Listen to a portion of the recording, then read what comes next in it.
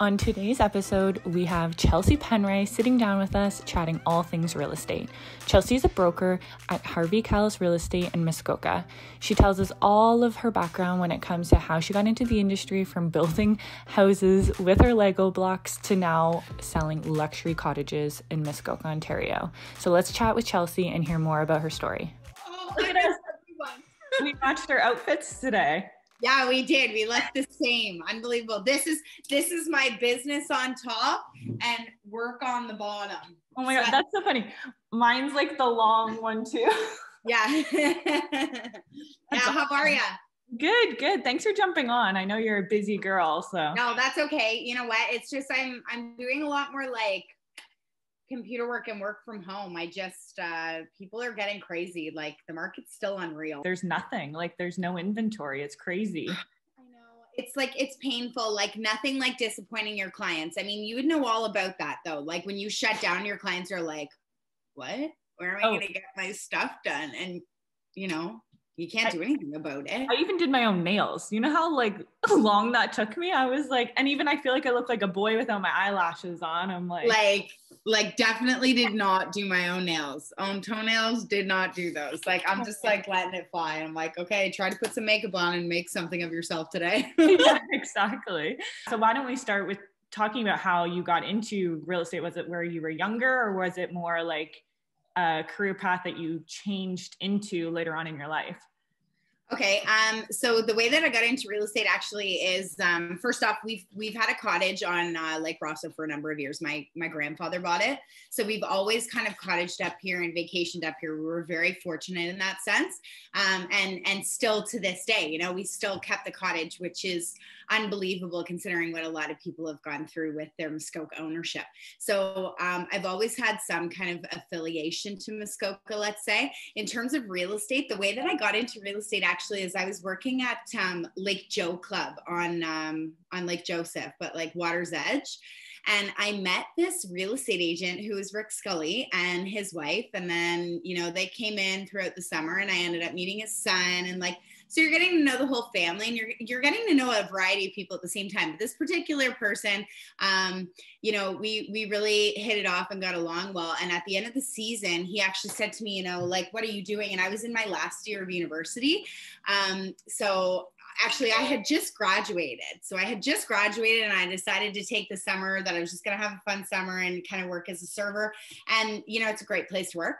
So I met Rick, and then at the end of the summer, he offered me a position with him to sell real estate. So that's actually how I got into real estate and got into real estate in Muskoka specifically. So I guess it's one of those, like, you know, you put yourself in the right location or right place, right time.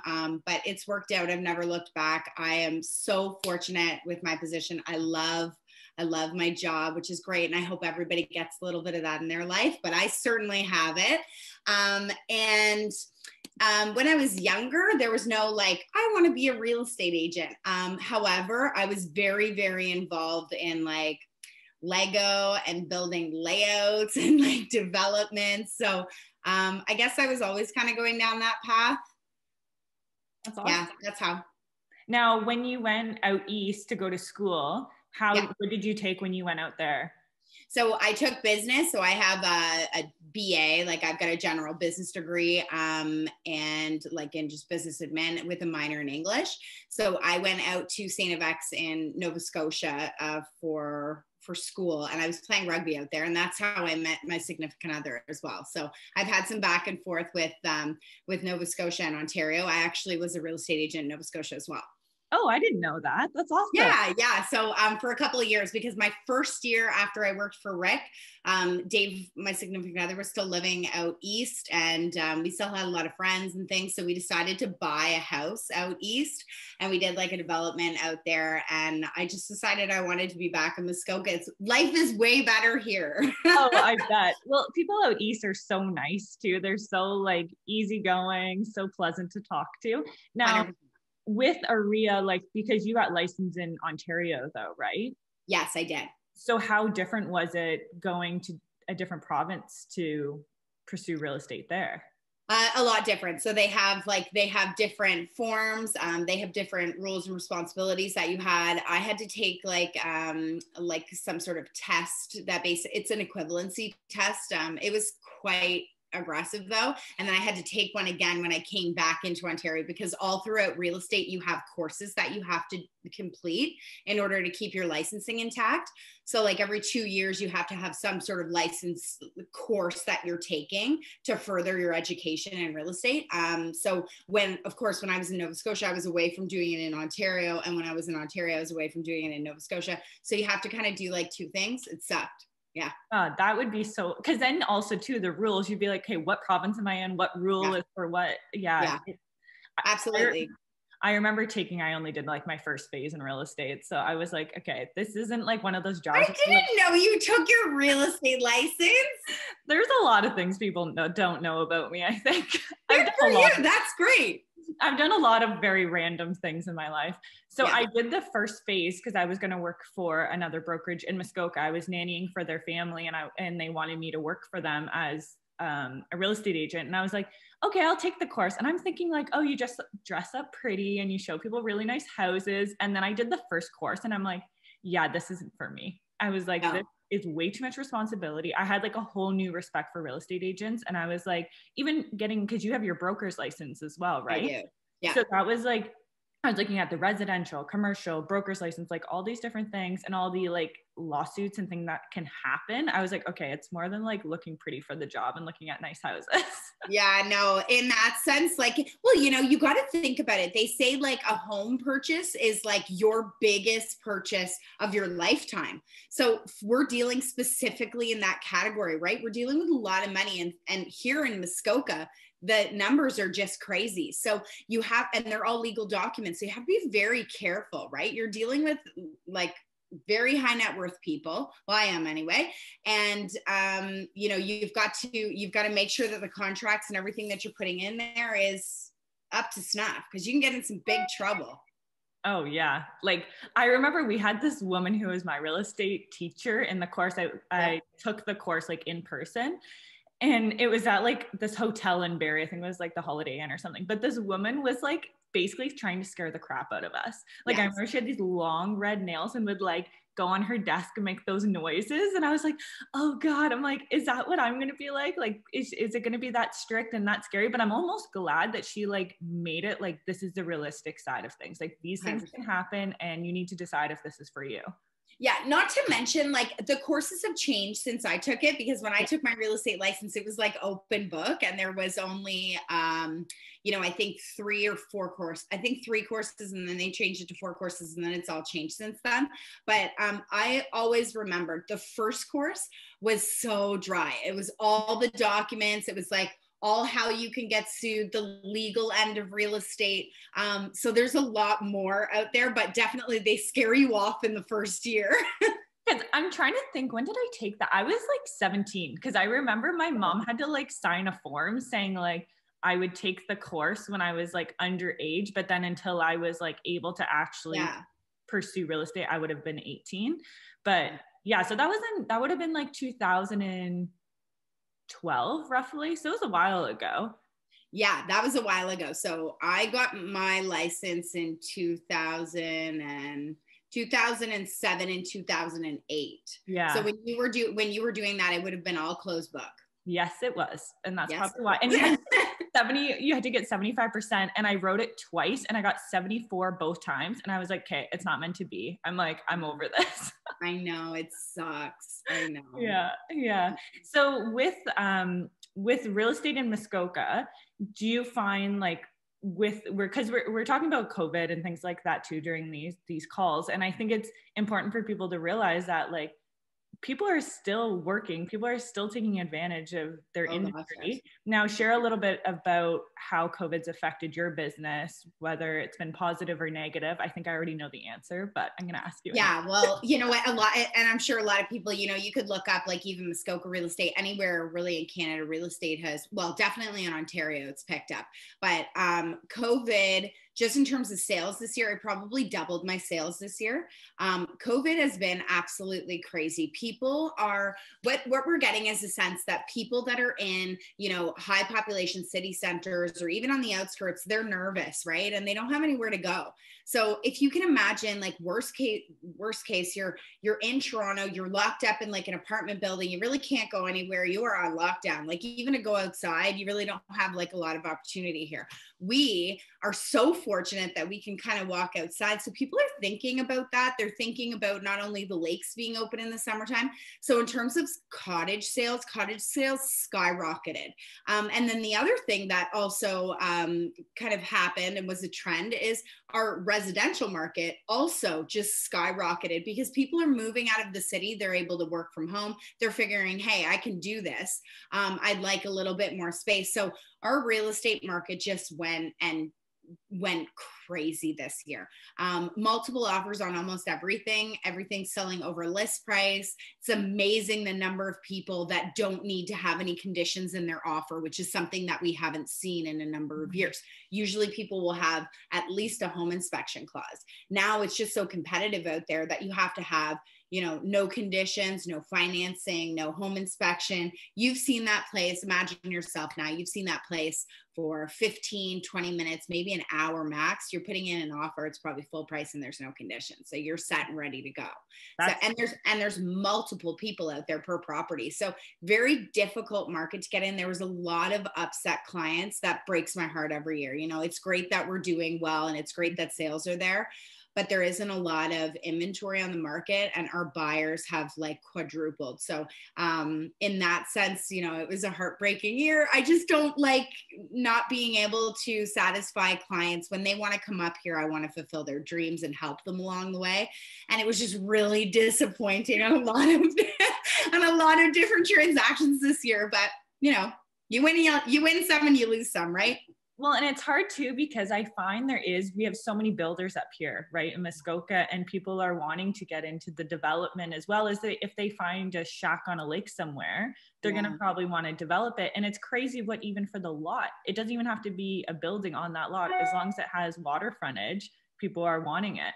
Yeah. And the other thing that we're seeing now, which is a new trend for us, is, you know, we've always had really, really high price points on those bigger lakes, the lakes that had access to all the amenities or like a little town or a marina, gas station, whatever. Now what we're seeing is really seriously high price points on small and medium-sized lakes. Oh. You know, lakes like Muldrew are getting into the $2 million range. One just went for sale last year. It was under $1 million, or just a week ago. It was listed for under $1 million. They ended up having something like 11 offers on it, and it went for 1.3 with no conditions. So like, that's crazy. And it needed a ton of work. So now you think about that and the work that would be needed and what your future value costs would be. So all of the small lakes have also been skyrocketing. So it almost becomes like an unattainable area for people to get into. That's a really good point. I never even thought of that, because also too, with a lot of the cottages on the main lakes, a lot of them are grandfathered into generations as well. Like I look at how old's your grandfather? He's like 90 something, right? Yeah. So he passed away last year or the year before, but he was 96 when he passed away. He was like a spring chicken. He was my rock star. He was my co-captain for the summer. And also kind of my like personal Muskoka historian. He's awesome. So he owned it in 45. He bought it with his war bond, and he owned, like, I don't know, I think you've been to my cottage once before, but he owned all the way around the lake. And then piece by piece, he ended up selling it off like after a number of years. So we just retained a couple of parcels there, which is great. And then, you know, his brother was next door, and they've since moved on and sold. So it's been in our family for a number of years. Wow, that's amazing. I love stories like that. And I love looking back at the history of like Muskoka and all the old like photos, of black and white photos of what it used to be like, and all the logging and the developments that have gone on. There's speaking of which, you know, our house in Rosso, where we are, that was actually on the old, I can't think of the name right now, the Monteith House. And the Monteith House was a big resort. So we actually, on our property, we found a number of like glass bottles and things like that. So for sure, like the history of Muskoka is actually really quite neat once you dive into it. Yeah, I think we just built our house and we moved in, but it's like literally it was like a bush lot, like it was a part of a farmer's field. But I look at like people have literally been writing us handwritten notes and putting them on our doors or in our mailboxes because like people are wanting to move up here so badly and all the new developments to sell. Yeah. Unbelievable. You know what? And that's like a new development. Like it's crazy to see the development in Bracebridge alone in the last, 5 years. I think there's 6 developments going on right there. Like where are all these people coming from? Toronto and like GTA. 100%, because I'm looking like, I mean, I'm a local country bumpkin Muskoka girl. So I'm looking around and I'm like, okay, I know a lot of them, to be honest, are people I went to high school with because they're affordable housing. And then I'm looking and there is like a whole other group of people that I'm not, I mean, also with COVID, we haven't been very social, obviously, but like looking around and I'm like, I don't know who this person is. So I'm really interested once we are allowed to socialize a little bit more, get to know our neighbors and kind of see where everyone's coming from. But it's crazy because I bought into that development over 2 years ago. And like the price of what they are charging now, thank goodness we ended up upgrading and they honored the old pricing.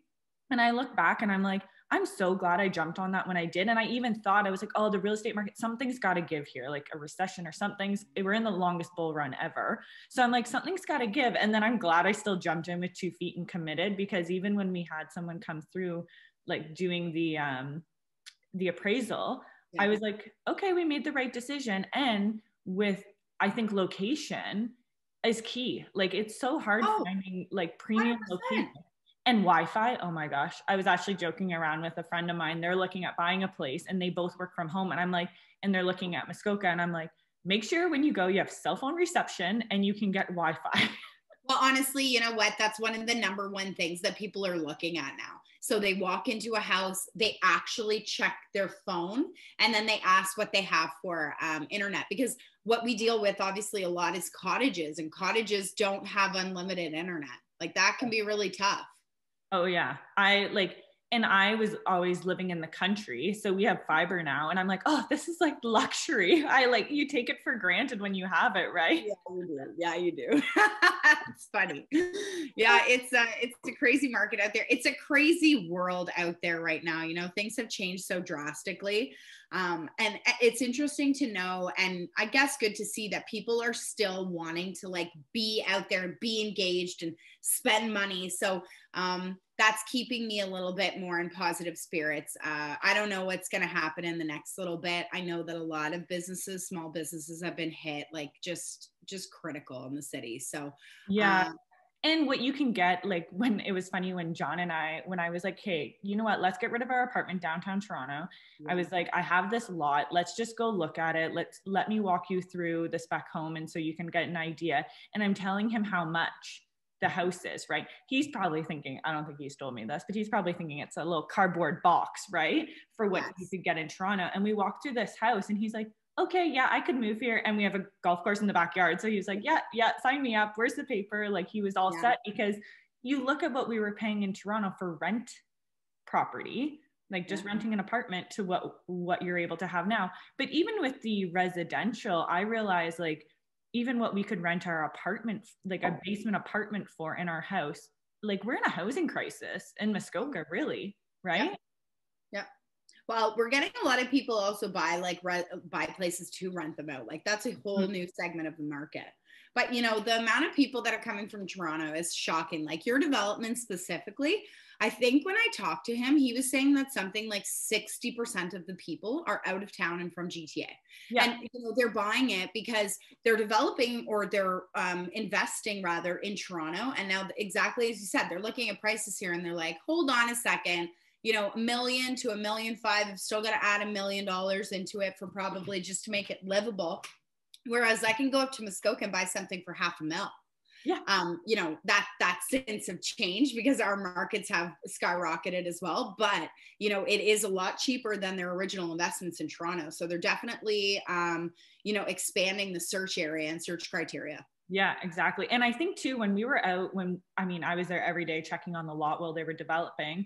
And I was talking to some of the siding guys and some of the kitchen guys, and they're starting to move up here because their development, they're going to be working on these projects for the next like 5 to 10 years. Yeah. And they're like, why wouldn't I convince my whole family to move up here? There's schooling, everything's available. And especially if they're driving, some of them are driving back and forth from Barrie or Vaughan. Crazy. Or they're up in like a hotel for like a week with like another guy that they're sharing it with. Yeah, exactly. I'm just gonna move over here because the sun's like going right in my window. It's one of those things too with cottage country. Was this something that you always were driven by the passion of cottage country, or did it just kind of happen when you met Rick? You were like, yeah, I want to get into cottages specifically and that high-end real estate?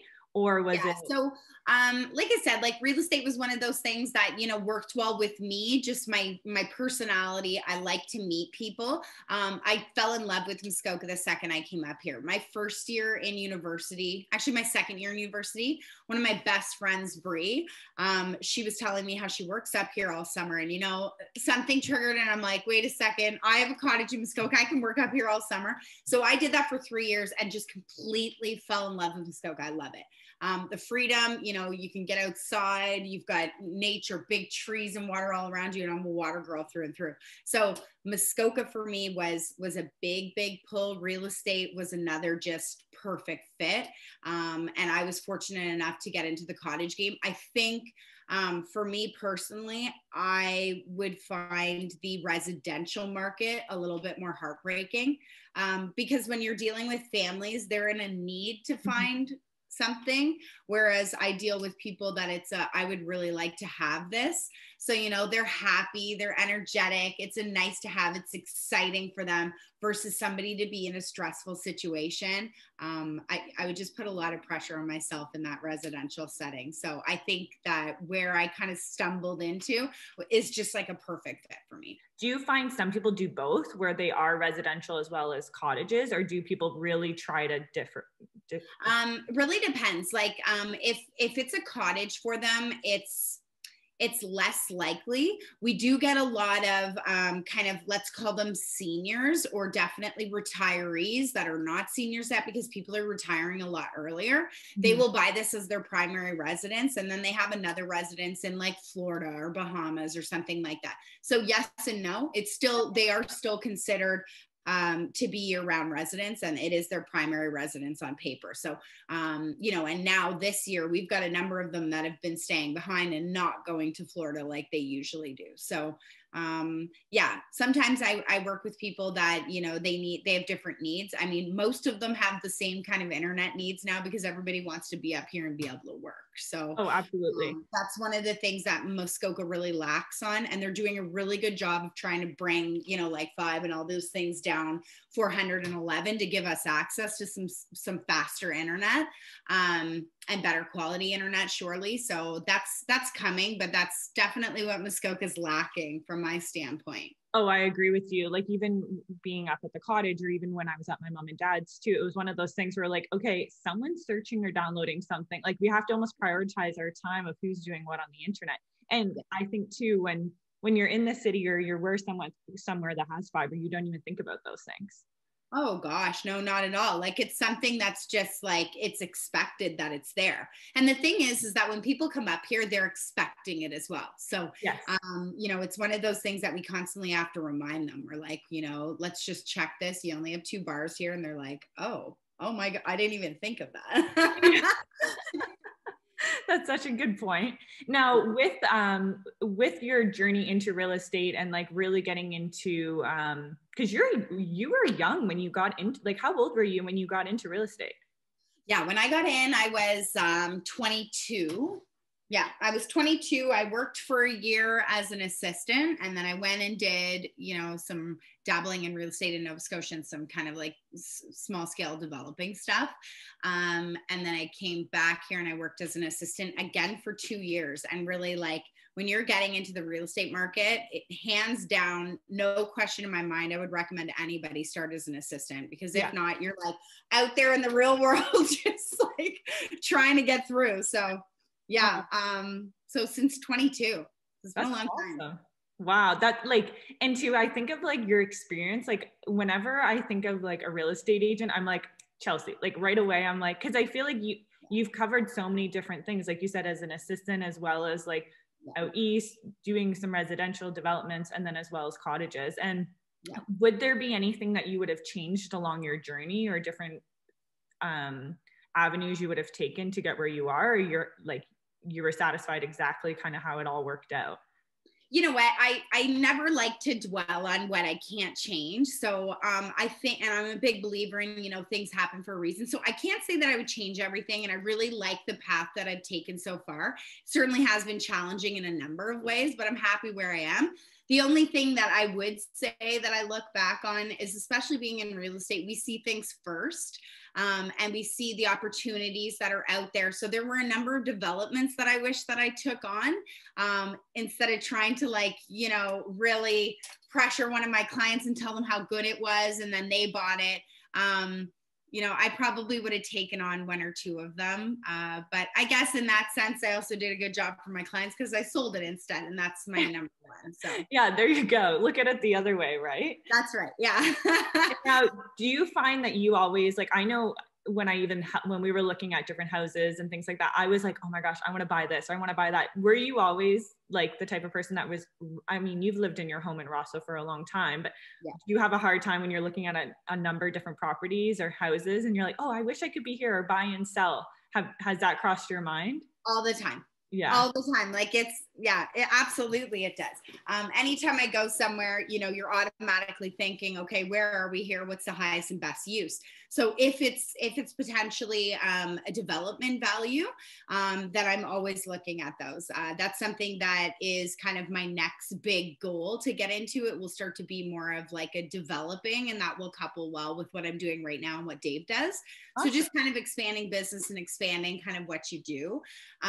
So yeah, I'm always looking for them. Every single time that I go anywhere, I'm calculating the numbers in my head. I've got a pretty good understanding of basics for construction costs and what you're able to do on each of these properties. So when I go to a property and it's a development, I'm thinking in my head, I'm like, okay, I've got land. How much is it going to take? What do I need to do here? What's my future value? And if those numbers work and the margins are good, I can't even get it out of my head. Oh. Well, and also you're such a connector. I love how I think the only chamber events that I have ever attended were with you. And I always loved, you're just such a connector and really good at bringing groups together and seeing personalities and how people will jive well together. Yeah. Cause you were the president of the chambers. Yeah, I was the president for the Muskoka Lakes Chamber. Yeah. Years ago. So I'm no longer the president, but yes, I was in that role for, I think, 2 years. Yeah. And what was that experience like? It was great. I'm just really big on kind of, that I'm big on shop local and support local campaigns, and just that initiative in itself. So I think that being with the chamber, it's a lot of business to business contact. And I love that. I like to see young people succeed. I like to see people work hard and come up with innovative things. And I get a lot of my energy and my ideas from others. So I loved being involved with the chamber.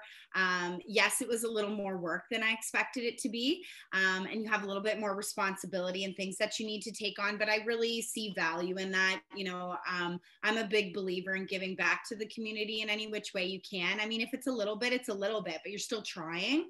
So yeah, I loved being involved with the chamber. I found it really, really helped me as well, because you're starting to know a variety of different businesses and the owners of those businesses. And that specifically helps with my individual business, because I need so many of those people. You're constantly referring. It's really nice when you have a client and you can pick up the phone and call wherever they want to go and speak to the owner and say, hey, I've got a really great client here. Can you take care of them? And they take care of them for you. So that just, helps you as well in your individual business. So definitely see a lot of value in getting involved in things and just basically helping people. That's very important, because it always comes back. If it doesn't, it's not a big deal, but it'll come back around some point. Absolutely. I feel anytime I even if you're in at the spa or introduce you to someone, they're like, I love her. It's just I feel it's such a person, especially when you're doing something so close, you're selling someone their biggest investment, their biggest ticket price item, right? And it's something so sincere to their heart that they're putting their heart and soul into this new development or into a home that's going to be not just a house, it's going to become their home one day.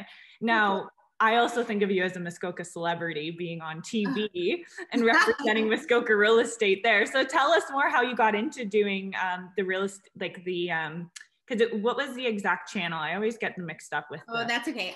So it was, geez, I want to say it was on Cottage Life. Pretty sure it was on Cottage Life, and it was called Lakefront Luxury. And again, that was one of those things that I just stumbled into. It ended up being fun. So my sister is friends with the producer, and they were looking for real estate agents in cottage country that were connected and could get into cottages and could get them represented and shown online.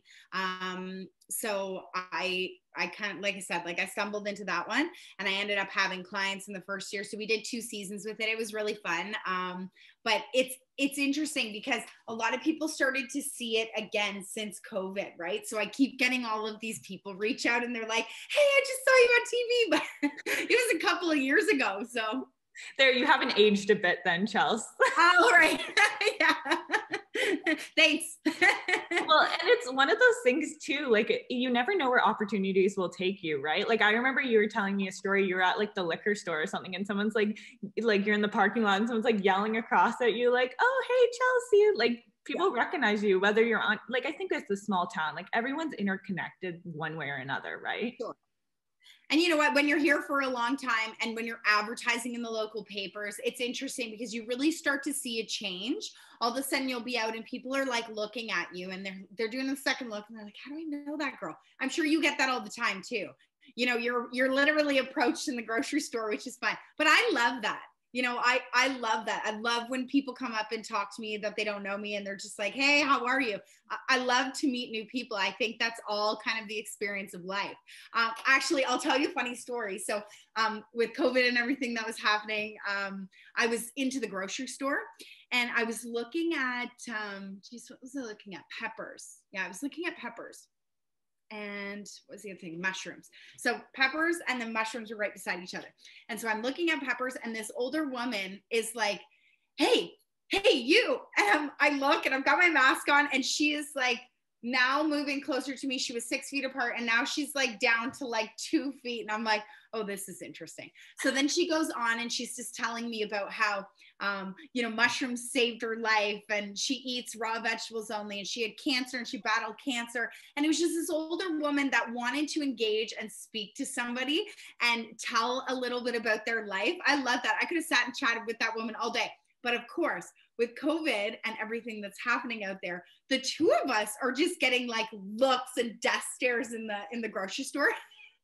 And I'm like backing up and I'm trying to like keep my distance from her and be respectful. She's got her mask right down. She's telling me about how she loses all her hair and, and I'm like, girl, don't you worry about it. You are hot just the way that you are. And she goes, oh, you think so? You just made my day. So it's little conversations like that I just love to get into. So that's how I end up meeting all the people I meet.